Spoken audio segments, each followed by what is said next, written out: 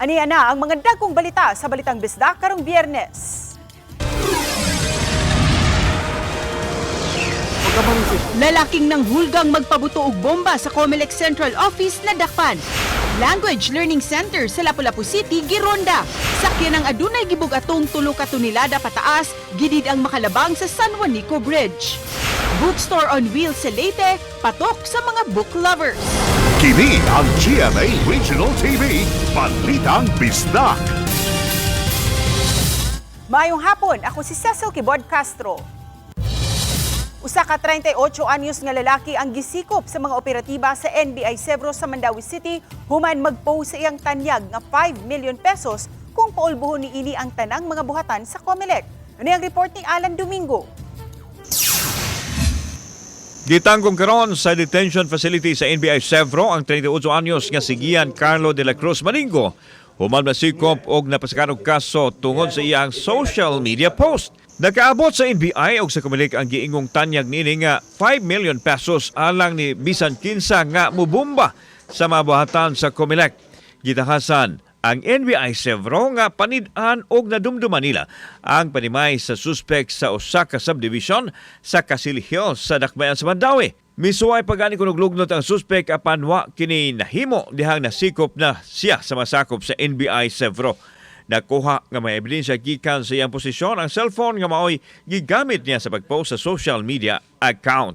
Director Santiago then directed our office, the Central Visayas Regional Office, to conduct a full-blown investigation immediately on this matter, considering the seriousness of the post, which cannot be taken lightly. Mato ni Atty. Rina Agustos Oliva, ang Regional Director sa NBI-7 nga angayan lang nilang seryosohon o gukdon ang mga taong nagpasiugdan ining mga bomb threat tungod kay kinabuhi sa mga tao ang nag-ungaw sa kakuyaw. Gikasuhan na si NBI ang suspitsado. Violation of PD 1727, the willful making of any threats involving bomb, meaning bomb threats, which carries a penalty of 5 years imprisonment and 40,000 fine. We also charge him for violation of Section 9, Republic Act 11475, that is inciting to commit terrorism in relation to Republic Act 10175, the Cybercrime Prevention Act. Samtang giangkon sa akusado nga siya ang nagpost o nagtanyag og salapi sa hinungdan nga Ikay nag-post ato? Oo, sir. Nganong imo tong i-post giyan? Nga, unsa? Nganong imong i-post? Unsa imong purpose nga imong i-post to? Para unta ato masira ang Comelec, sir. kauban si Godfrey Rillian, ako si Alan Domingo. Balitang Bisdak. Usa ka language learning center nga nahimutang sa Barangay Paho, Dakbayan sa Lapu-Lapu, gipasirad-an sa Department of Migrant Workers kaginang buntag. Atong sayran sa live report ni Fem Marie Dumabok. Fem?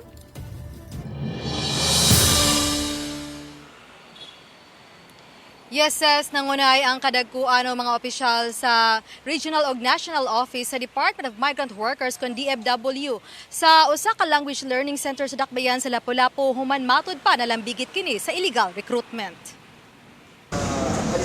Usa ka tinun-an nga nagkaton og Japanese language uban ang usa ka lalaki nga nagsilbing part-time instructor ug duha ka mga staff sa language learning center nga mga sugbuanon ang naabtan sa operatiba ug sa mga opisyal sa DMW atol sa ilang pagpangronda ganihang buntag. Matod sa usa sa duha ka mga staff nga Enero ning tuiga pa lang gibuksan ang learning center nga nahimutang sa Barangay Paho.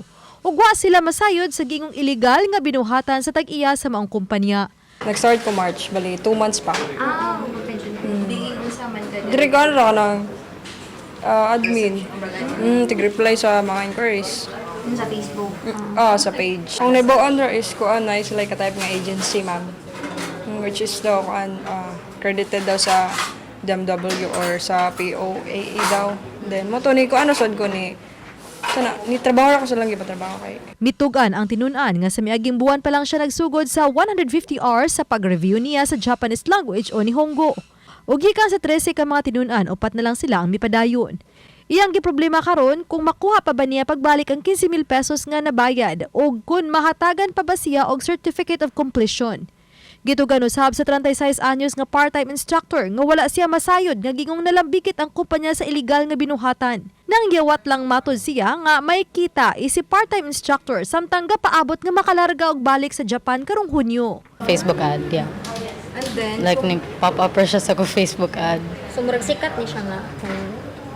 Actually, daghan sila kuan sa Facebook. That's why, like, I thought, oh, legit jud and everything. Ni-enroll sad ko dito because they said the same thing but to all of us na like kanang gamay na lang slot. So, ni-enroll na sad mi dayon. Sugo ko. Kay ang ako ni kuan ako na nakaibaw ko nga nay kuan diri niya kay mulargahay sad ko karong June balik sa Japan. So gusto ko maka-sideline ba kay wa ko'y trabaho man. Human nakuha ang mga gamit sa sud, gipadlakan kini sa opisyal sa DMW o gipapitla og mga poster nga dunay butang nga closed na kini. By order sa DMW for illegal recruitment, pursuant to closure number 13 series of 2025.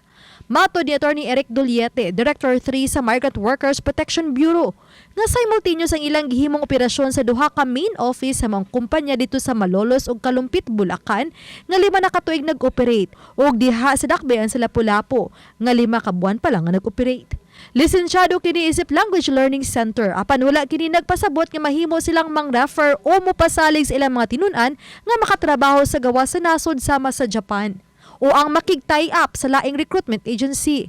Sa pangunguna po ng ating pinuno na si Secretary Hans Kakdak na nagkakaroon din po ng simultaneous closure ng establishment po. Ito pong isang learning center po dito na nagpositibo po sa illegal recruitment under Section 6 of 8042. If you look at the law, bawal po kasi yun, yung pong pangangako ng trabaho ng walang lisensya. Number 1, ikaw ay isang training center.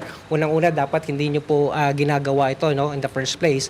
At pangalawa po, bawal din po yung pagbibigay ng assistance or referral. Samtang ipasalig usab ang DMW Regional Office nga tabangan ang mga biktima. Sayang bahin ni Kim Francisco ang Pangulo sa Lapu-Lapu City Peso. Nibutyag nga ipasusi ang ubang mga learning center sa syudad kung wala ba magbuhat og susama niini. Makikita naman sa website ng DMW. Meron pong link doon, nandoon po yung list ng mga registered natin na agencies, pati nga yung mga job orders nandoon din po, para po protected po lahat. Ito alang hangyo sa ato mga kaigsuonan nga gustong mo attend mo study og language So adto lang gyud sa specific lang gyud nga eskwelahan nga dili sila mag-promise og mga trabaho dili sila mag-intay sa trabaho kundi dili language lang gyud ang ilang apilan.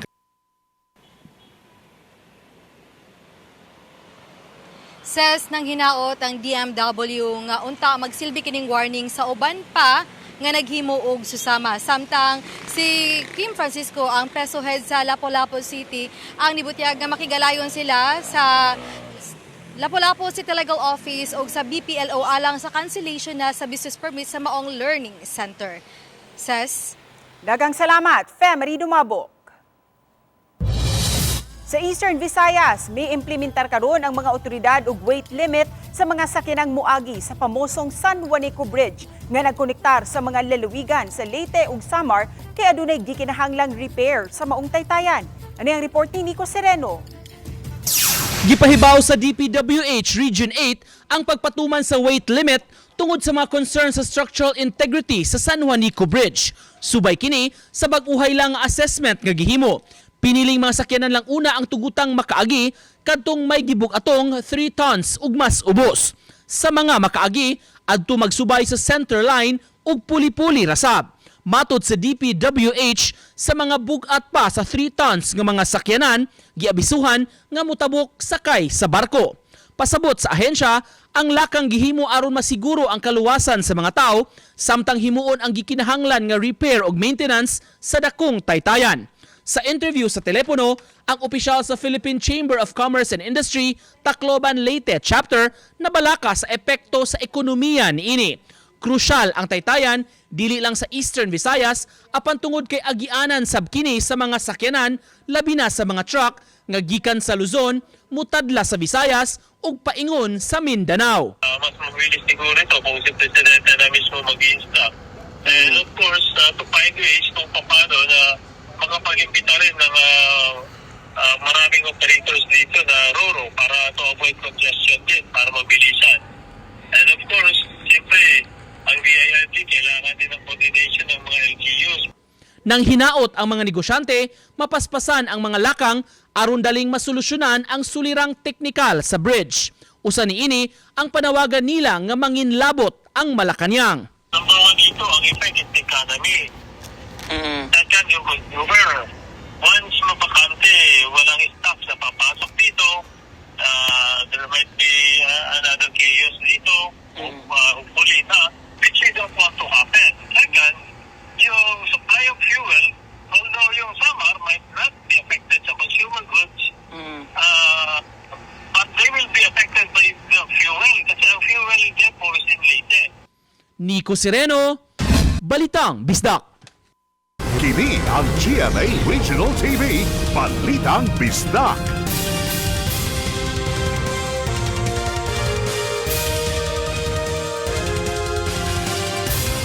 Kini ang GMA Regional TV, Balitang Bisdak. 17 ka mga Taiwanese nga gilambigit sa giingong Pogo Hub operation nga nag-operate sulod sa usa ka high-end subdivision sa Dakbayan sa Subo nasikop sa mga operatiba sa NBI Special Task Force, Cybercrime Division ug Taiwan counterpart. Unom kanila mga wanted sa Taiwan. Ano ang report ni Alan Domingo?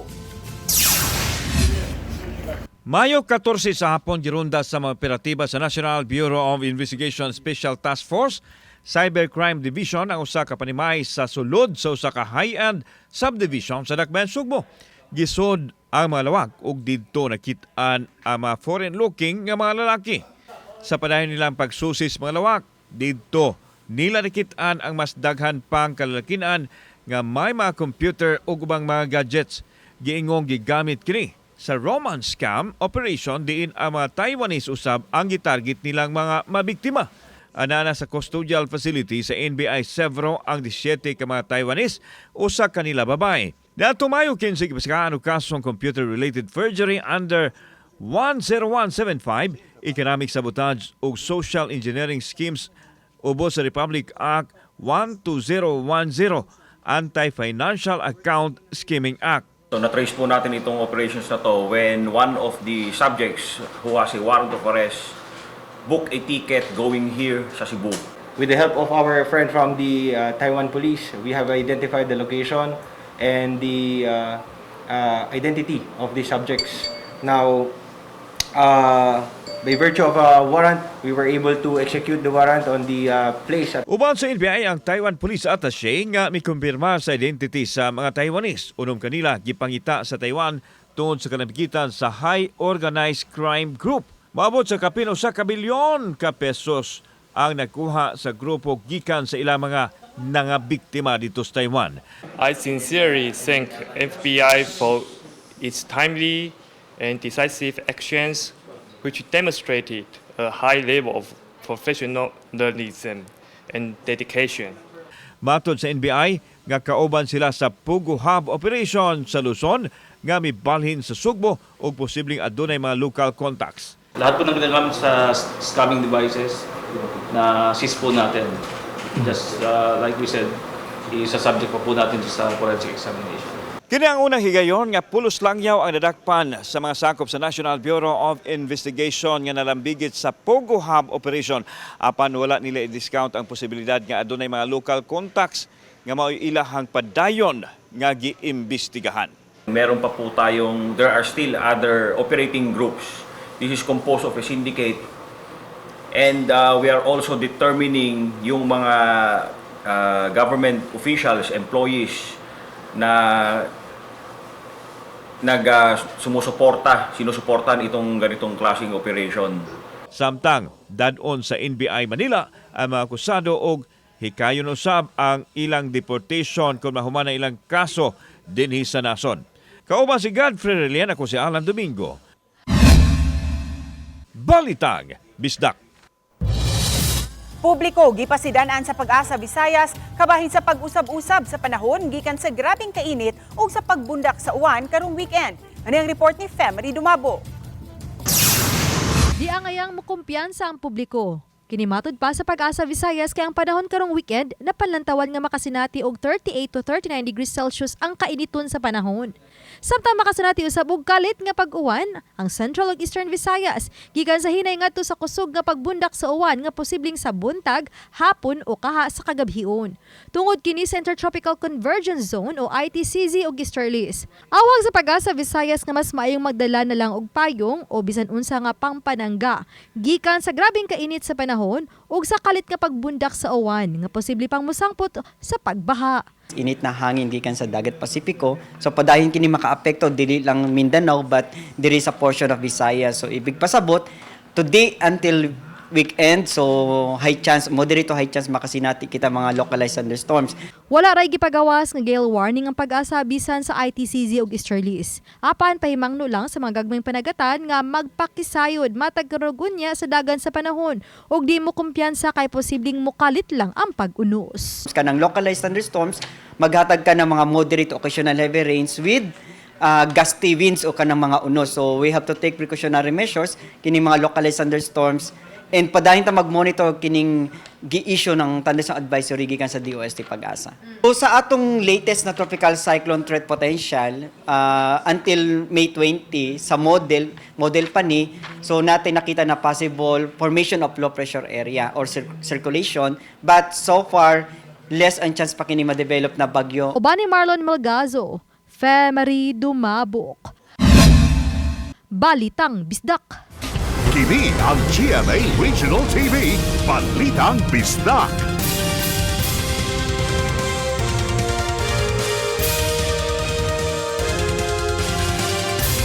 Kini ang GMA Regional TV, Balitang Bisdak. Sa labing unang higayon, nagpakita na sa publiko si Governor Gwen Garcia human sa iyang kapildihan sa miaging eleksyon. Si Garcia mao ang keynote speaker sa bahandi sa segundo ug sixto distrito nga gipahigayon sa usa ka mall sa dakbayan sa Sugbo. Sa iyang pakigpulong, gipalanog ni Garcia nga ang ingon niini nga mga programa maoy mihatod nga masayran ug mailhan ang mga lungsod nga kaniadto wa miilhi og malakip sa mapa sa turismo.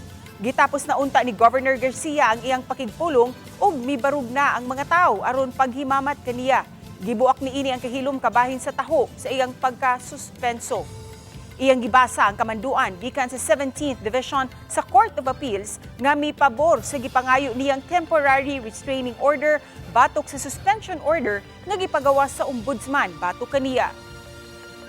A temporary restraining order is hereby issued effective for 60 days from notice directing the Office of the Ombudsman through Public Respondent Honorable Samuel R. Martires to cease from enforcing and implementing the order dated April 23, 2025.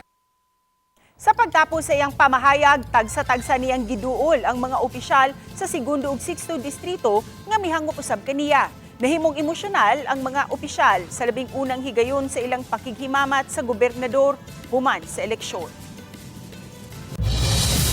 May pahimangno ang City of Talisay Traffic Operations and Development Authority kung City Toda ngadto sa mga talisaynon ug sa mga mobiyahe sa kadalanan sa Talisay City karong weekend.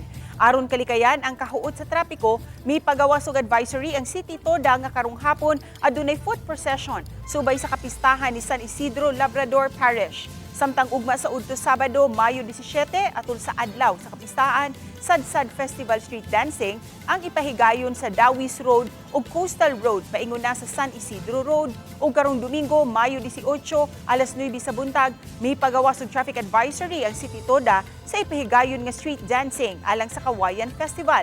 Magpahigayon sila og street dancing gikan sa viewing deck hangtod na sa Sitio Cambao, Tabunok Bound. Gipahibaw nga aduna gayoy pagpuli-puli sa pag-agi sa mga sakyanan. Gipaabot nga musaka ang presyo sa produktong petrolyo sunod semana. Matud ni Assistant Director Rodela Romero sa Department of Energy Oil Industry Management Bureau nga sangputanan kini sa gitawag nga paglaslas sa reciprocal tariffs tali sa Estados Unidos ug si China sa mga imported goods sulod sa 90 ka adlaw. Subay niini, gibana-bana nga musaka ang pump prices matag litro sa gasolina gikan sa 95 sentimos ngadto na sa 1.40. 1.50 usab ngadto sa 2 pesos ang matag litro sa diesel, samtang 1.30 ngadto sa 1.40 ang pump price sa matag litro sa kerosene. Hinuon masayran ang tukmang pagsaka sa presyo sa produktong petrolyo matag litro karon pang Lunes. Kini ang GMA Regional TV, Balitang Bisdak.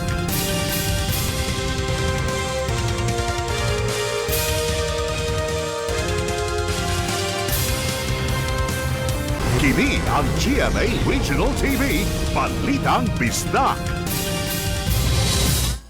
Bookstore on Wheels, kini ang gimmick sa usa ka negosyante sa Leyte aron mas mapaduol pa sila sa mga bookworms ug sa mga book lovers. Atong tan-awon pinagi sa report ni Nico Sereno. Sugod mahapon hangtod magabi kun weekends, kumon nga makita kining maong minivan nga nagparking duol sa MacArthur Park sa Palo, Leyte. Dili lang kini ordinaryong sakyanan, apan usa di ay ka mobile bookstore nga gitawag og Books on the Go, iya sa magtiayong Varona mga 3 ka tuig na. Mato ni Joseph, ang iyang asawa nga si Aleja Mia usag yun ka bookworm, maoy nakaideya niini. Ang ilang napalit nga sakyanan gi-remodel aron mabutangan og mga shelves pang display. Kasi kung saan yung mga tao, doon kami. Kaya mas naisip namin yung mobile bookstore kasi advantage. Yung mga bestseller namin is mga self-help, mga self-enlightenment, tapos mga fantasy, tapos mga series na mga books, yun ang mga mostly hinahanap-hanap. Mato ni Joseph, ang mga libro gi-order nila, ang uban gipadala gikan sa abroad. Dili kabintahaan kay ubay-ubay ang titles nila gikan sa lain-lain nga mga tema ug kategorya. Lakip sa mahilig mo browse sa libro, kining mga batan-on nga nagnegosyo usab sa pop-up store diha ra sa dapit. Samtang naghuwat og customers sa ilang mga accessories, blouse, mga souvenirs ug uban pa, mahilig sila nga magbasa-basa. Affordable talaga it mga books ni Kuya nga. Every weekends anay Kuya. Kining lain nga customer misiguro sab nga makhapit kay dunay gipangita nga libro. So ngayon parang nakalugar ako kaya pumunta ako dito. Sakto may hinahanap din akong libro, yung Atomic Habit. Gusto ko kasi yung mga libro na pang self-development. Dili lang hinuon self-improvement, mamahimong critical thinking, inspiration o stress reliever bakaha. Kini ug mas daghan pa ang mahatag sa mga tao nga nakahiligan ng mubasa og libro. Buta nga gusto sa mga Varona ma-develop pa kini labi na sa mga kabatan-unan. Marami pa rin talaga yung mga may hilig sa books, lalo na yung mga bata, tapos yung mga may collection dati. Kasi yung story nila sa amin, during Yolanda, yung mga collections nila is na-wash out ng bagyo. So ngayon nagko-collect sila. Uban ni Godfrey Relien, Edward Tubilan ug Jerome Tigley. Nico Sereno, Balitang Bisdak.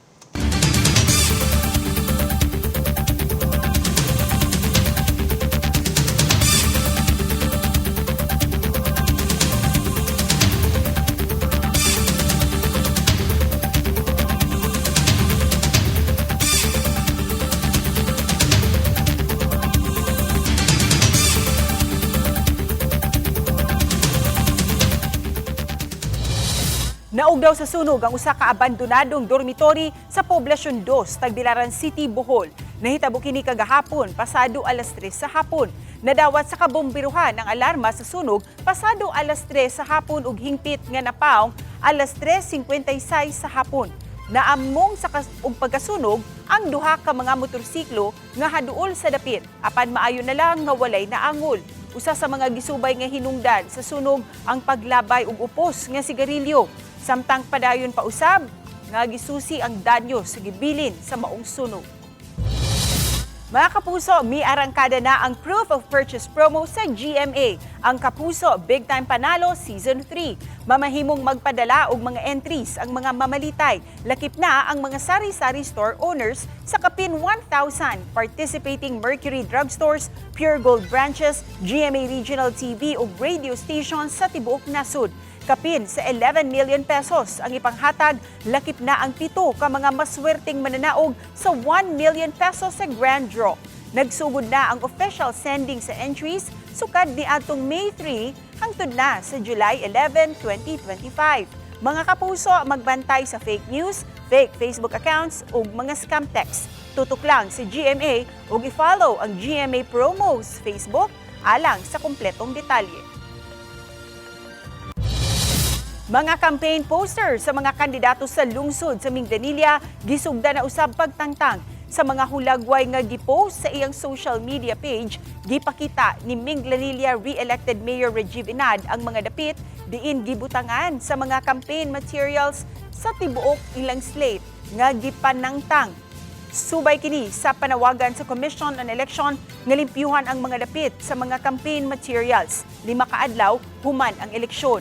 Gimanduan sa COMELEC ang mga kandidato ni daugman o naparot sa pagtangtang sa tanan nilang mga campaign materials. Mga kapuso, atangin ninyo ang atong one-on-one nga pakighinabi kang Cebu Governor-elect Pam Bariccuatro. Sa iranta ang iyang mga plano ubos sa administrasyon, lakip niini ang healthcare program services. Kami ang GMA Regional TV Balitang Bisdak. Kinatibok ang puwersa alang sa mas na komisyon ug mas halapad nga pagalagad sa nasod. Maayong hapon mga kapuso.